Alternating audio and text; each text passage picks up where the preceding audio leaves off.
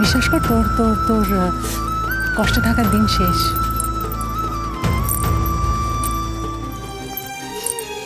তোর ভারী সুন্দর, ভারী মিষ্টি একটা বউ হয়েছে রে বর্ধা, ভারী মিষ্টি। এই তোমরা এবার স্ত্রী আচার শুরু করো তো।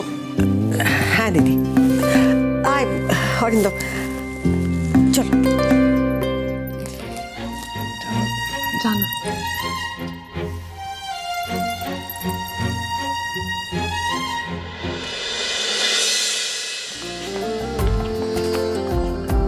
এইখানে বসো। বসে বসো।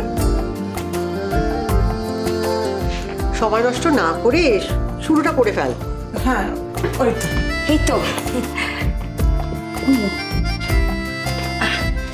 না, আংটি খেলা শুরু করো।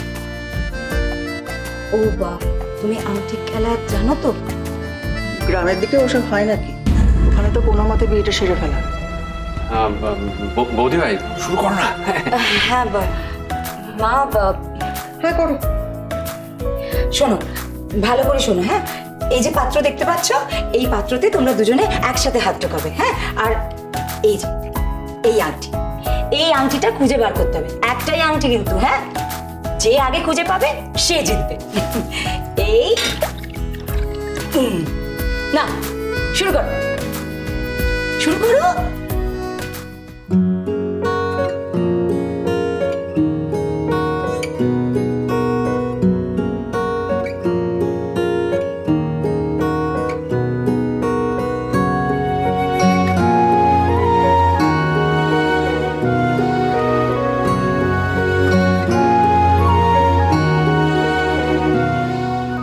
তো কাছে তোর যাব বলে ভাবিনি তো, আমি তোমাকে পাবো বলে ভাবিনি তো। পাথরে নদী একাকার ভাবিনি হবে আজ পথ হারায় আলগোছে গোধূলিয়ালা। এই যে পেয়ে গেছি। কি ভেবেছিলেন গ্রামে বলে হেরে যাবো? সুখ তারা মন খোঁজে গধূলি আলা, সন্ধিয়া গধূলি আমার কাছেই রাখো। আচ্ছা আচ্ছা, অনেক পালন ঠালন হয়েছে, এগুলো তো সরাও একটু। এবার ওরা কিছু একটু মুখে দিক, নামমাত্র পালন করলেই হবে। নিয়মকানুন পালন করা হোক বা না হোক, বিয়েটা কিন্তু বিয়ে হয়।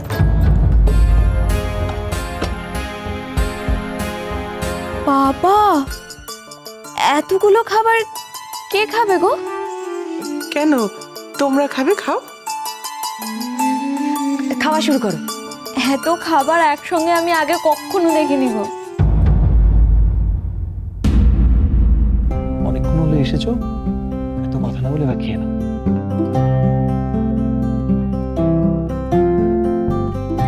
কি হলো গো মেয়ে, চোখে জল কেন? এতগুলো ভালো মন্দ খাবার আমি একাই খেয়ে নেব? আসলে আমি আর আমার বাবার সবসময় একসাথে ভাগ করে খাই তো। বুঝতে পারছি, কিন্তু তোমাকে তো এখানেই খেতে হবে। আচ্ছা কাজ করো, যতটুকু ইচ্ছে যেমন ভাবে ইচ্ছে খাও।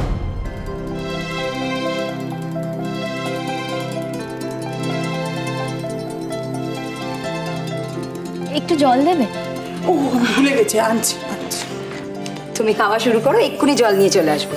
আরে জলটা না হলে তো আমি খেতেই পারবো না গো। না মানে জলটা নিয়ে আসুক, আমি ভাতে জল ঢেলে খাবো।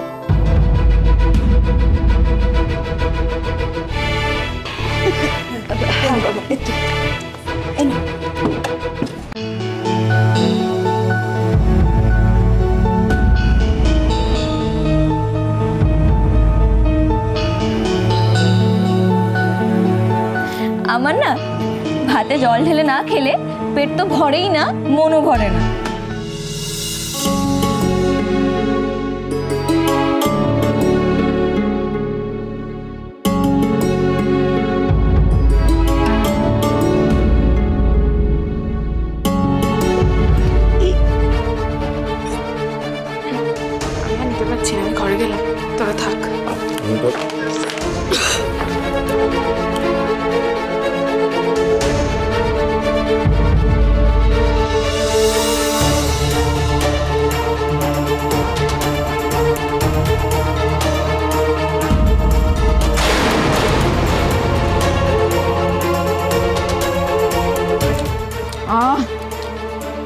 কি শান্তি।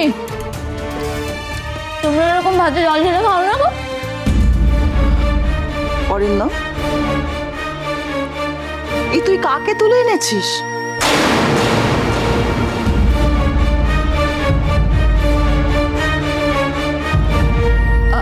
আমি কি ভুল কিছু বললাম গো?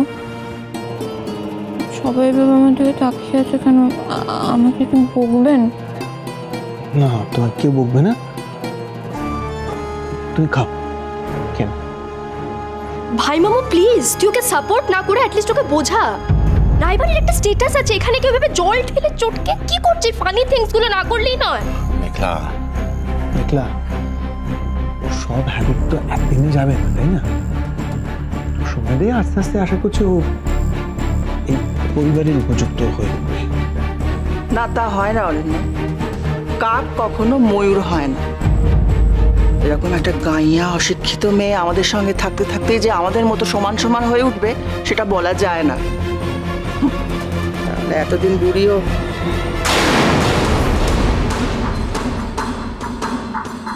আচ্ছা ভাই মামু, এসে থেকে দেখছি তুই ওকে সাপোর্ট করে যাচ্ছিস, কেন বলতো? সাপোর্ট করছি না মেঘলা, আমি জাস্ট র্যাশনালি জিনিসটাকে দেখার চেষ্টা করছি। এখন সব থেকে ইম্পর্টেন্ট হচ্ছে ওর পেটটা তো ভরতে হবে, খেতে তো হবে। তো দেখে গা গোলাচ্ছে। মেঘলা,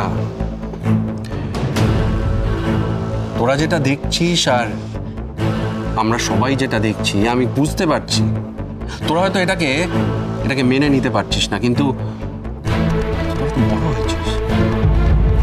কোন পরিস্থিতিতে এই সবটা ঘটেছে সেটা বোঝার বয়স ডেফিনেটলি তোদের হয়েছে। আর কি জানিস, তোর একটা কথা বল, কারোর খাওয়া দেখে এরকম করতে, এটা মনে রাখবি। আমি কি করব বলো? আমি তো কাউকে ভেবে জল ঢেলে খেতে দেখিনি। তা দেখবি রায় পরিবারে বড় হয়েছিস না তোরা? আমাদের দেশে, আমাদের রাজ্যে এখনো এরকম বহু মানুষ আছে যারা জল ঢেলে ভাত খায়। আর কেন খায় জানিস কেন খায়? কারণ তারা ওই ভাতের সাথে মাছ, মাংস, তরকারি এসব কিচ্ছু পায় না। ওই শুকনো শুকনো ভাতগুলোকে জল ঢেলে খেতে হয়। কখনো তো পুরো ভাতও জোটে না, পেট ভরে না, অর্ধেক পেট ভরা থাকে, তাই ওই জল ঢেলে বাকি পেটটা ভরায়। কিন্তু তোরা তো প্রিভিলেজড। রায় পরিবারের ছোটবেলা থেকে যা চেয়েছিস তাই পেয়েছিস। এক গ্লাস জল পর্যন্ত গড়ি খাসনি তোরা। ভালো মন্দ খাওয়া দাওয়া, এসি, গাড়ি, বাড়ি সব কিছু। তাই জল ঢেলে ভাত খাওয়ার মর্ম তোরা কি করে বুঝবি?